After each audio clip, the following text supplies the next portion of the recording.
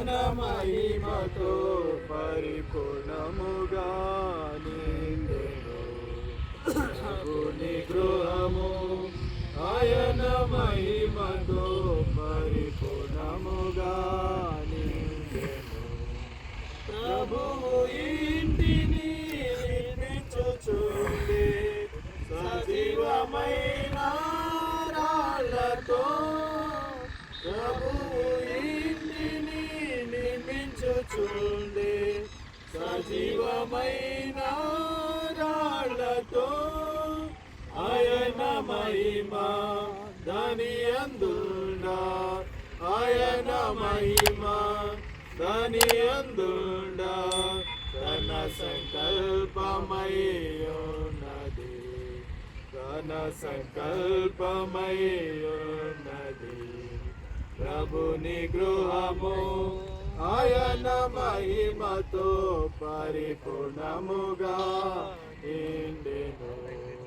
ప్రభుని గృహము ఆయన మహిమతో పరిపూర్ణముగా నిండెను. శాంతిరాజు ఇల్లు కట్టుచున్నాడు, మానవ హస్తము అందుండదు. శాంతిరాజు ఇల్లు కట్టుచున్నాడు, మానవ హస్తము అందుండదు. త్రయమునిచ్చి స్థలము కొనెను, త్రయమునిచ్చి స్థలము కొనెను. తాను కోరిన స్థలమదే, తాను కోరిన స్థలమదే. ప్రభుని గృహము ఆయన మహిమతో పరిపూర్ణముగా నిండెను. ప్రభుని గృహము ఆయన మహిమతో పరిపూర్ణముగా నిండెను. దేవుని ఇల్లు ముగించబడగా పైనుండి అగ్ని దిగి వచ్చును.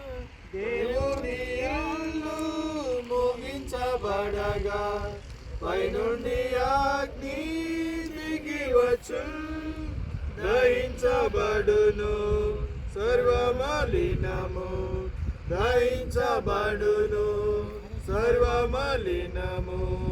ఇంటిని మహిమతో నింపును, ఇంటిని మహిమతో నింపును. ప్రభుని గృహము ఆయన మహిమతో పరిపూర్ణముగా నిండెను. ప్రభుని గృహము ఆయన మహిమతో పరిపూర్ణముగా నిండెను. నిర్గమకాండము 25వ అధ్యాయం 8-9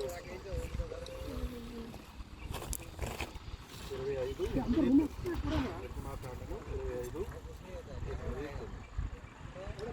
నేను వారిలో నివసించున్నట్లు వారు నాకు పరిశుద్ధ స్థలమును నిర్మింపవలను.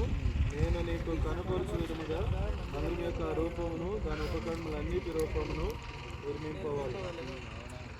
దేవుని నివాస స్థలము కొరకు దేవుడే కోరుకుంటూ వచ్చాడు. మానవుల మధ్య నివసించాలని దేవుని యొక్క ఆశయమై ఉంటున్నది.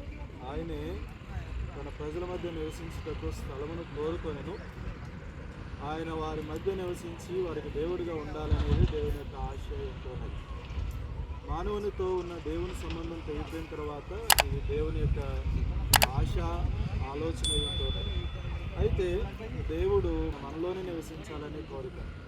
అది కొరింథీయులకు రాసిన మొదటి పత్రికలో మనం చూస్తాం, మీరు దేవుని ఆలయమై ఉన్నారు. అయితే పేతురు రాసిన మొదటి పత్రికలు మనం గమనిస్తే ఆ ఆలయముగా మనం మరల్చబడుటకు సజీవమైన రాళ్ళ వలె మనల్ని కట్టుచున్నాం. ఆ కట్టడ కొరకు ఇప్పుడు బాహ్య సంబంధమైనటువంటి మందిరం చాలా అవసరమై ఉంటున్నది. ఈ మందిరమును గురించినటువంటి ప్రాముఖ్యమైన సంగతులు మనం గమనిస్తే రాజుల మొదటి గ్రంథంలో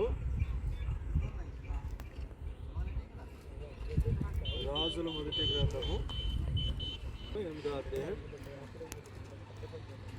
26-27 వచనాలు మనం గమనిస్తే, ఇశ్రాయేలు దేవా, దయచేసి నీ దాసుడును నా తండ్రి అయిన దావీదుతో నీవు సెలవిచ్చిన మాటను నిశ్చయపరచుము. నిశ్చయముగా దేవుడి ఈ లోకమందు నివాసము చేయుడు. ఆకాశ మహాకాశములు సైతము నేను పట్టజాలం. నేను కట్టించిన ఈ మందిరము ఎలాగపడుతుంది. అయితే ఆకాశ మహాకాశములు పట్టజాలని దేవునికి మన మందిరం నిర్మించుట కాదు, కానీ దేవుని మందిరం యొక్క ఏర్పాటు ఏమైనది అని అంటే ఆదికాండము 28వ అధ్యాయం 17వ వచనం. ఆదికాండము 28:17. భయపడి ఈ స్థలం ఎంతో భయంకరము, ఇది దేవుని మందిరమే గాని వేరొకటి కాదు, పరలోకపు గవిని ఇదే అనుకో. యాకోబు ఈ ఏర్పాటును గురించి చాలా స్పష్టంగా చెప్తున్నాడు. ఇది దేవుని మందిరం, వేరొకటి కాదు, పరలోకానికి ఇది ద్వారం.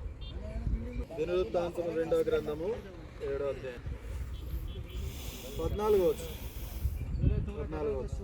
నా పేరు పెట్టబడిన నా జనులు తమను తాము తగ్గించుకుని ప్రార్థన చేసి నన్ను వెలికి తమ చెడు మార్గంలో విడిచిన యెడల ఆకాశం నుండి నేను వారి ప్రార్థన విని వారి పాపమును క్షమించి వారి దేశమును స్వస్థపరచు. ఏర్పాటు చేయబడిన స్థలంలో నుండి ప్రార్థన చేస్తే దేవుడు ఎక్కడి నుంచి ప్రార్థన ఆలకిస్తాడు? ఆకాశం నుండి. ఆకాశం నుండి ప్రార్థన ఆలకించి ఆయన అక్కడి నుంచి ఏం చేస్తాడు? సమాధానం ఇస్తాడు.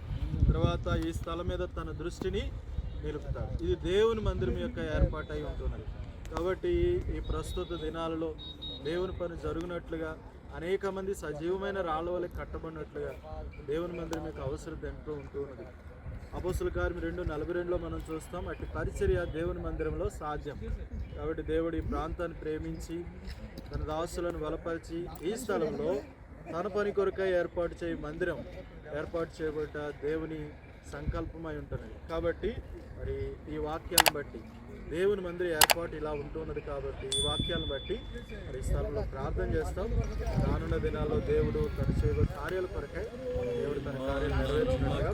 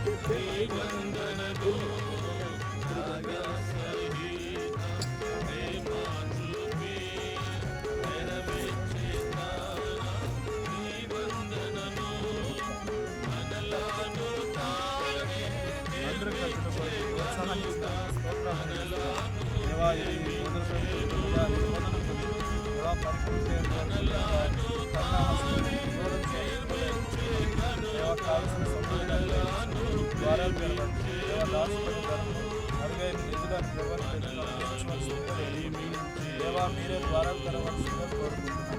దేవాని యొక్క ఆకాశవాక్యం దేవా నాయన కార్యం త్వరగా సఫలీకృతం కావడానికి సహాయపడవలసిందిగా కోరుకుంటున్నాను. వందనాలు ప్రభువా, వారి సేవ పరిచయం దీవించండి, అనేకమైన ఆత్మలను అప్పగించండి, అనేక మంది ప్రభావ తిరగలుటకు సహాయపడవలసిందిగా కూడా వేడుకుంటున్నాం.